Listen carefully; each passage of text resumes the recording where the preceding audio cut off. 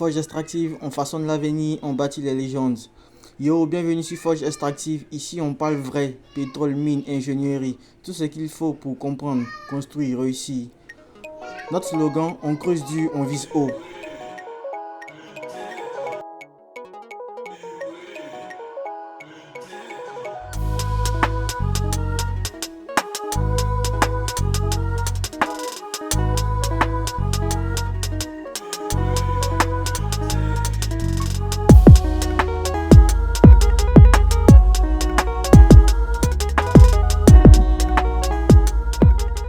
Salut à tous ceux qui me suivent.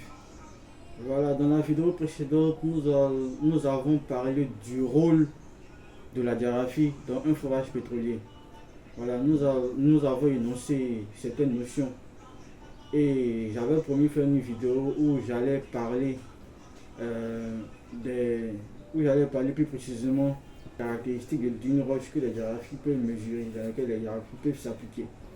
Voilà, mais bien avant cette vidéo, voilà, nous allons parler de comment la diagraphie dans la recherche pétrolière se fait-elle. Donc, il faut comprendre simplement que la diagraphie se fait en insérant une sonde spécialisée dans un puits de forage pour enregistrer en temps réel les caractéristiques physiques de cette roche.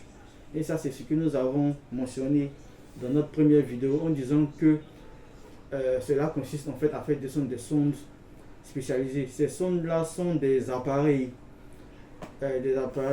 électriques d'ailleurs, voilà, qui sont chargés de contrôler, de mesurer ou d'analyser en fait les roches là lorsqu'elles descendent dans le puits de forage proprement dit. Donc ici nous pouvons parler de deux types d'analyse.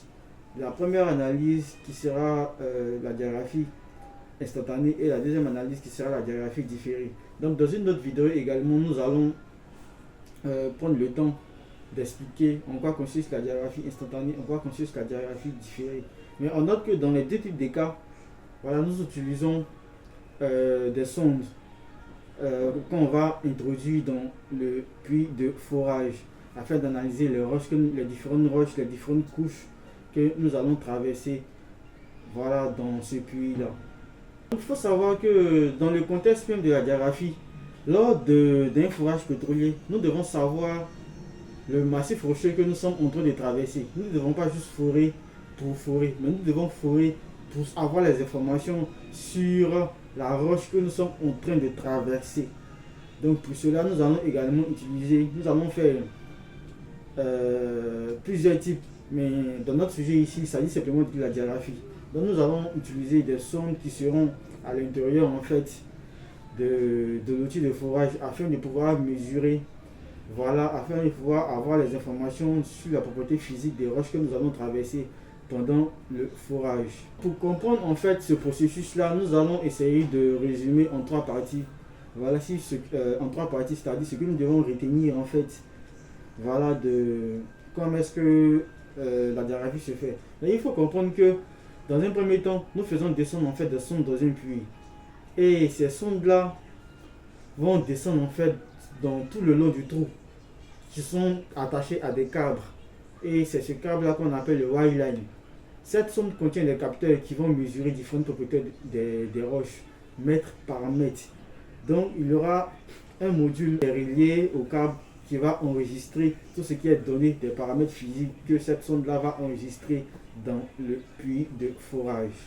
Il faut savoir que ces mesures que nous allons enregistrer là se font mètre par mètre et en continu. C'est-à-dire que progressivement, lorsque la sonde descend dans le trou, chaque mètre, on va relever des données. Et ces données-là seront enregistrées par cette sonde-là et traitées en dehors du puits, c'est-à-dire à la surface par le module qui sera positionné.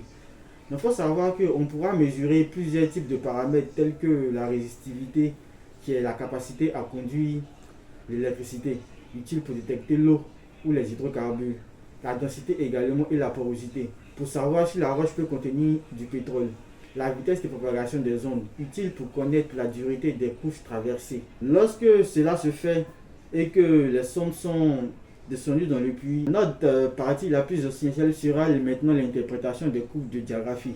Et ces courbes de diagraphie sont appelées log. Voilà, et ces courbes-là vont ensuite servir à aider le géologue ou l'ingénieur à analyser les différentes couches de réservoir que nous allons traverser Voilà les différentes touches tout court que nous allons traverser pendant le forage, évaluer le potentiel du pétrole et du gaz. Voilà, parce qu'il y a des couches de réservoirs qui contiennent également du pétrole et du gaz, mais qui ne sont pas suffisamment ce qu'on recherche pour pouvoir justifier l'exploitation pétrolière, vu que c'est un investissement. Voilà, donc il faut également évaluer si la quantité qui est dans ce réservoir-là est suffisante pour pouvoir justifier l'exploitation. Et également décider des prochaines étapes de forage. Voilà, parce que nous pouvons localiser un réservoir et il s'avère peut-être que ce réservoir n'est pas le bon. Donc, du coup, en fonction de ça, nous savons quelles sont les mesures nécessaires que nous devons prendre pour la poursuite du forage pétrolier. Donc, pour conclure tout ce que nous venons de dire, c'est que nous devons retenir, comprendre, voilà, du fonctionnement en fait de la diagraphie, de comment est-ce que c'est mis en place et jusqu'à son traitement. Voilà, c'est que la diagraphie se fait en insérant une sonde dans un puits de forage.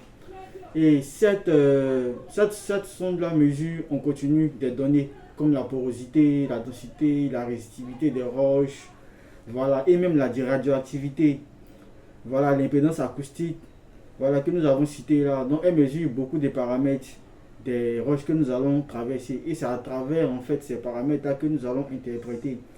Et lorsque cette sonde-là va descendre dans le trou et que va mesurer, va enregistrer un graphe. Ce graphe-là est appelé un log.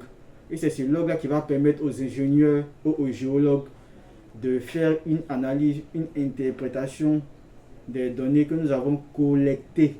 Voilà, en vue de savoir si ce réservoir-là peut contenir du pétrole ou contient en fait du pétrole en masse pouvant justifier une exploitation.